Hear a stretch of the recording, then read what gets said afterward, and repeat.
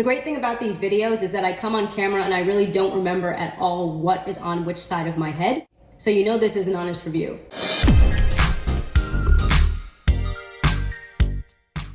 It's Thursday, so I'm here to report on how my hair held throughout the week. Mirror right here. So I'm going to be able to get in a little bit closer than I normally do.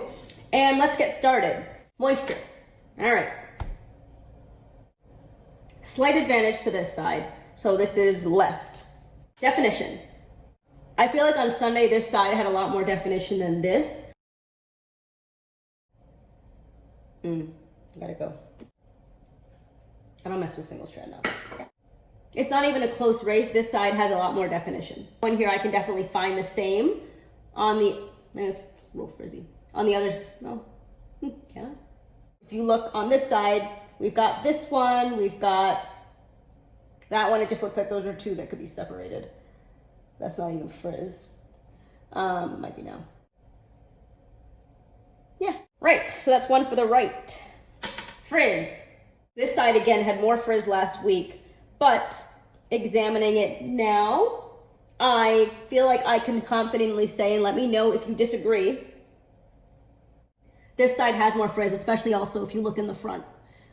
Again, Sunday, this area over here, actually, I think it was literally the same piece. This piece was really, really frizzy. That could have just been an issue with my twist out. But now I'm seeing the same deterioration on the other side, yet all of the other twists on this side surrounding the frizz from Sunday, they're still intact. To the right for frizz. Convenience. Let's think. So I talked about this in my review of the Mielle, I guess it was the pomegranate and honey line. I know what a leave-in is, I know what a cream is, I know what an oil is. There's something to be said for McDonaldization. Standardize everything.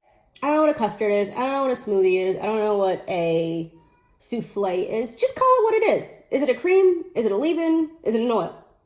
And I was annoyed about this last week. I have a regimen. So I need a leave-in, I need a curl definer, and I don't even really use an oil anymore. When I look at something, I wanted to say leave-in, and I wanted to say either 3-in-1, 4-in-1 styler, or I wanted to say curl definer. I don't want to look at something that says souffle or custard, then I have to go and read the fine print to figure out what it's for. I think they worked really well in my hair the way I use them, but I don't want to have to open the products to figure out what they are. Yes, when you open the, what was it, the custard? I don't remember which one it was. When you open one of them, yes, it looks like a gel. When you open the other one, yes, it looks like a cream. I don't want to have to open it because if I'm in the store, it doesn't have a see-through lid. I don't know what I'm looking at. So now it's time to figure out which side is which, because clearly Honey's Handmade is going to win for convenience because it tells you what the products are. Standing in the shower. I moved last week's product to this side. New product enters on this side. Mielle is the new product. So this side is Mielle. Okay. Does that surprise me? No, I guess I didn't really go into this with any preconceived notions. I can very easily say that the last one, ingredients, goes to Honey's Handmade.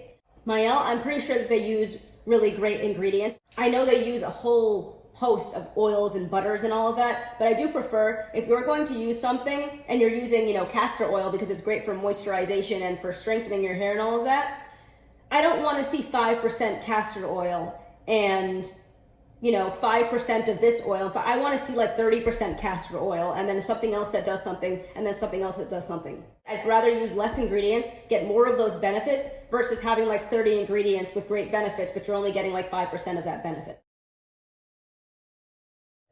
So for that reason, and also because Honey's Handmade just has a very, very clean ingredient list, it's very easy to say that it goes to Honey's Handmade. One of the more difficult things is, Honey's Handmade versus a Cryobotanicals. I remember I went with Cryobotanicals just because I use more Ayurvedic ingredients, and I do prefer using Plant Life just because it feels like it's better because your hair grows like a plant. So it's just like, anyway. Also, it's just like has great movement. More on this side, but I think it's because you have more defined curls that are just kind of hanging there in like a stoic position that you could just kind of like move them, whereas on the other side it's really hard to move, just like balls of frizz. There we go, 4-1. Honey's Handmade Melba's Kitchen Collection is the winner. I believe I just have one more episode, let's call it that, left. Adwoa Beauty. I have never used it before, so it will be a first impression. I do have another collection, but I'm short on products, and I'm not going to be going outside of a brand to fill that gap. So I'm going to try to track down the remaining products that I need. I'm thinking about doing this series, I don't think every quarter, but maybe every 6 months or so, because I expect that in addition to the one that I just mentioned, I am going to be rotating in some more products.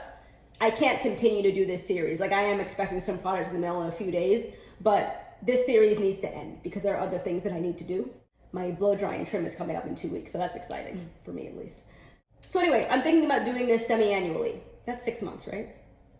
Every quarter is a little bit too aggressive, and it's going to make me aggressively go out there and find products where I would like to just do this a little bit more organically. And when I do this, I am going to be reusing products that I use in this dual wash day series, because you have to consider that products might work differently in your hair at different times. My routine is always going to be the same, or maybe I'll switch something up, who knows? But I also need to get through my products. I can't only use new products. Yeah, that brings me to the end of this video. I'm really impressed with this side, the way it held up during the week.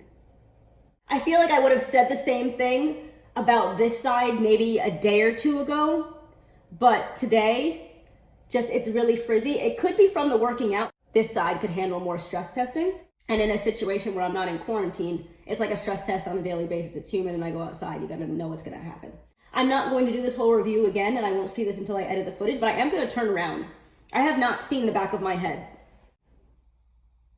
Because I'm on Zoom meetings all day. No one's looking at the back of my head. I don't even know if I'm wearing pants right now. I'm not, but I'm wearing a dress. Check out my wash day video, and I will talk to you in my next one. Have a good one.